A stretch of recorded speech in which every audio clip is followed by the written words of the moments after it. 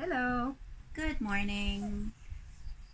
Hi from El Nido, Palawan. Um, we're here recording this video for you all to talk about my birth and Isabel's birth. Yeah, this is day 11 postpartum for me. I just did a free birth, an unassisted home water birth here in El Nido, Palawan, but Isabel just lives 5 minutes away, so I felt very comfortable in this decision because it's also my fourth child and third home birth, which I've been preparing for. My first home water birth was 7 years ago, so I basically know uh, the ropes already. My husband is Midwife. is very trained. He's done so many home birth scenarios that he knows the drill.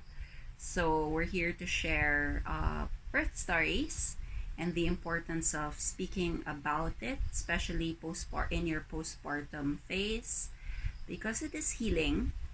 When we talk about births in retrospect, we actually come to this space again to remember, maybe to release some memories that uh, do not sit well with you, so you do not store it in your body. So because we store emotions in our body, it's very important to release and let go through writing or through speaking with friends, with loved ones, with people you trust.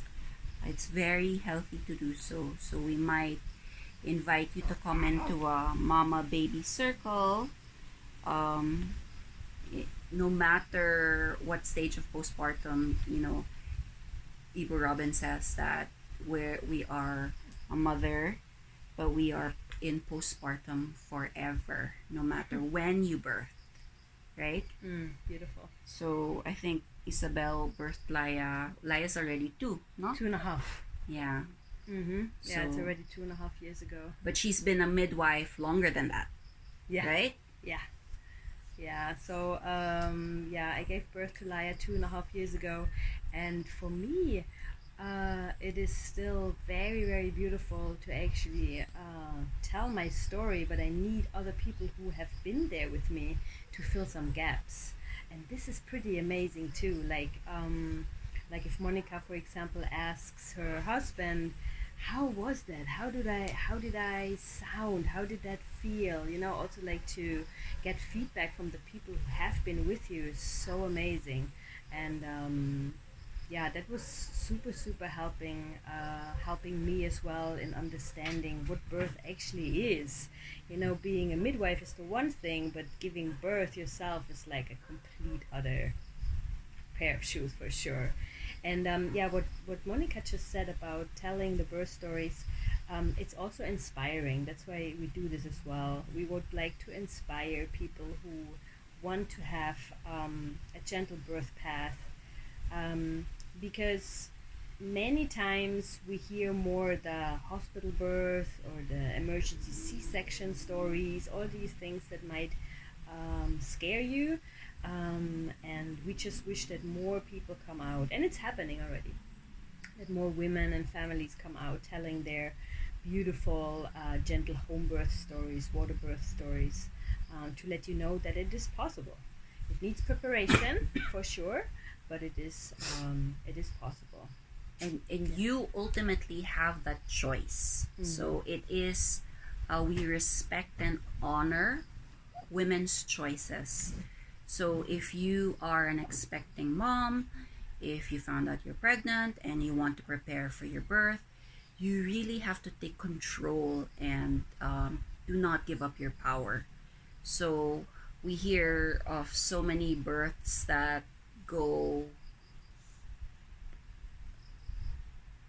suddenly go out of plans because they lose their power, they give away their power, or they invite someone that they don't really trust into their birthing team, and then suddenly the birth goes sour because there's this new energy in the room that you don't get along with, or you know um, is not bringing positive energy into your birthing space. So this is why preparation is key. Like women prepare for their wedding day a year or 2 years in advance. Why don't you prepare for your birthing day the moment that you find out that you are pregnant? Mm-hmm. It is so important to be a stickler to this, to be organized and to control your thoughts and emotions, because sometimes they're buried deep in our bodies and we don't know until the day. Mm-hmm. So this is why Isa's birth preparation course is so different, because it's more geared towards healing the mom, more than there's the physiological birth itself, because she is a midwife, but there's a lot of aspects and healing modalities also involved, because Isabella is a healer and I'm a yoga teacher. So we heal through the mind and the body, and there's a lot of topics that we can bring up. So birth story sharing is one of them, and I feel that as a collective, when women get together and just talk about births, the other day when day 2 or day 3 postpartum, I invited a healer to come and my masajista. So I have a masajista who comes and also a healer. So 2 different women came and massaged me, and then they were just reliving their births through mine, and it was so special because it's 3 different women coming together and sharing, something so universal. Birth itself, it happens in the animal kingdom, it happens to humans, and I feel the blueprint is in our DNA. There's just a remembrance of ancestral knowledge if you just allow things to unfold. There's no, I wrote this in my birth story. You can find it on my Instagram. There's no secret formula. You just have to trust your body, and your body knows how to birth your babies. We don't need to listen to other people. We just listen to our innate knowledge. If you quiet your mind and relax your body will eventually open up, because birth just happens. And it happens differently for a lot of women. Like I told Isabel that this last birth of mine, so I had a C-section with my 14-year-old, so that was 14 years ago. But actually, so I was opened up for this. It was an emergency C-section because he had a double cord coil.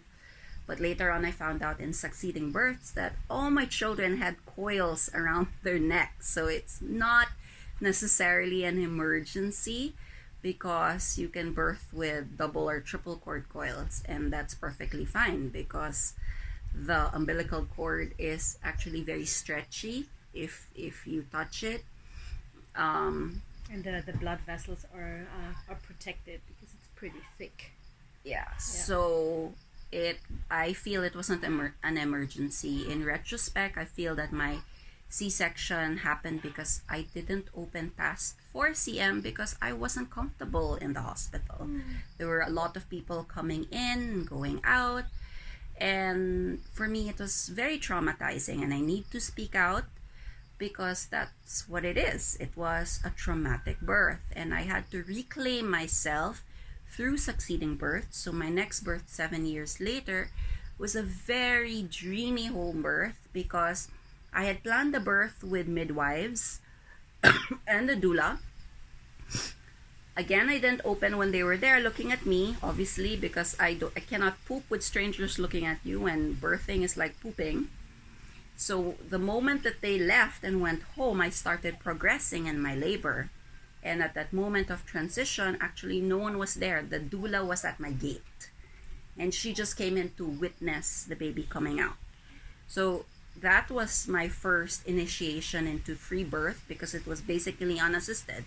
It's just me and my husband. No one medically trained was there.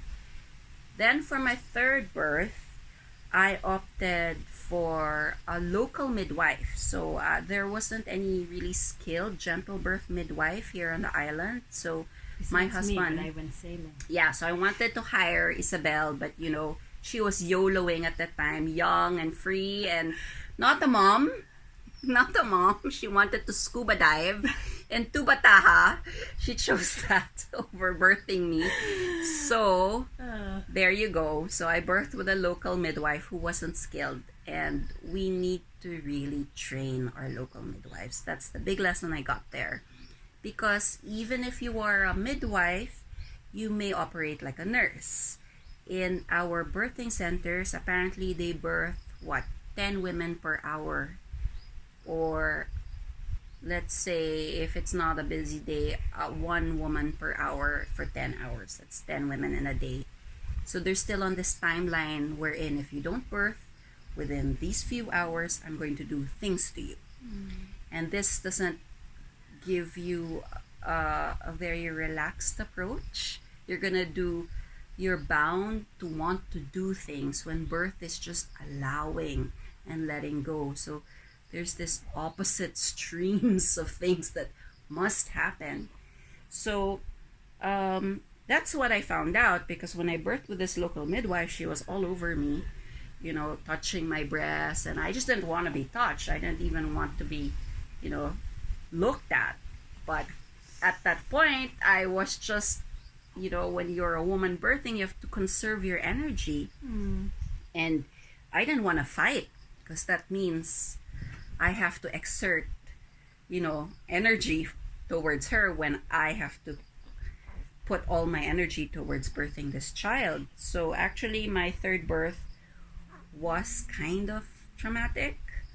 I wouldn't say it was ideal. It was a home birth. It was successful water birth. The baby did come out in the water, but there was a lot of struggle. It wasn't as peaceful as I wanted it to be. So for this fourth birth, I was like, I'm taking it upon myself. No one else should be there, I feel. Like, I knew Isabel, she's a midwife, she's trained, and she lives 5 minutes away. So the moment I find and I feel in my gut that there is an emergency, because birth is not an emergency, FYI, I will call her. So at least there's that. You have to get your bases covered. But I felt, things were just flowing. And that's what should happen when you birth. Watch animals birth. Yeah. They want peace, quiet, dark. Yeah. Women want the same thing. We don't want bright lights. We don't want to be looked at, talked to. Ask yourself, what do you want? You need to know what is it that you want. Be very particular, or else people will trample all over you. Then you will give room. And maybe the most important thing is leave no trace of doubt or uncertainty. Have certainty in your choice. Like, really believe that you will meet your baby, that you can do it. That's why we do daily affirmations. That's why you meditate. You do the inner work. It's really for the brave. It's really mental more than anything, because you can be as healthy as a marathoner. I don't run. I hate running. But for me, birthing is my marathon. It's really a mental space. It's really the deepest, most spiritual game that you could enter while living. So I invite all of you moms to share your birthing stories with us if you're being called to. We can open a group. We usually have a Telegram group for those that Isabel is coaching under her online preparation course, which I also help build. So we can assist you in that, in our little birth Telegram group. If you are pregnant and want to prepare, it takes 9 to 10 moons. So you have a lot of time on your hands to prepare for your baby. Any last words? I think just one thing that I would like to add, what Monica said so beautifully already, was that you have a choice. And I think, yeah, one of the most important things is really to be in power. And this can also mean that you want to have medical interventions. If it is your choice and you feel empowered to say, I would like to have this and this and this, and you really stand behind it, then it won't be traumatizing. I think this is really important. We have friends who go into the hospital and they know they will have an epidural. They just know. They don't want to go through all of this. And there's nothing that we would judge. There's no judgment. And they come out of that birth, they birth vaginal, there's a lot of cables around them and whatever, but they say, I did it. I did it. And I did it the way that I wanted, and I felt very supported by the team. There was no one saying, oh, you should not have an epidural. Or there was no one saying, you should have a C-section. No, they were just like on the same page. And this is really, really important, because you don't want to fight on a day like this with the people around you. Yeah, I think this is a really important point. And yeah, I can just say, that really prepare, and yeah, don't give things out of your hands. It is too precious. This moment is too precious. And try to inform your husband as well, and try to watch videos with your partner. Try to watch videos with the people who will be in the birthing room with you. It's totally fine to just show a video to your best friend who might be there, or to your doula, just like to say, okay, look, this is how I would like to have that. Yeah. Yeah. Thank you for listening. Thank you. Bye. Bye bye. More to come.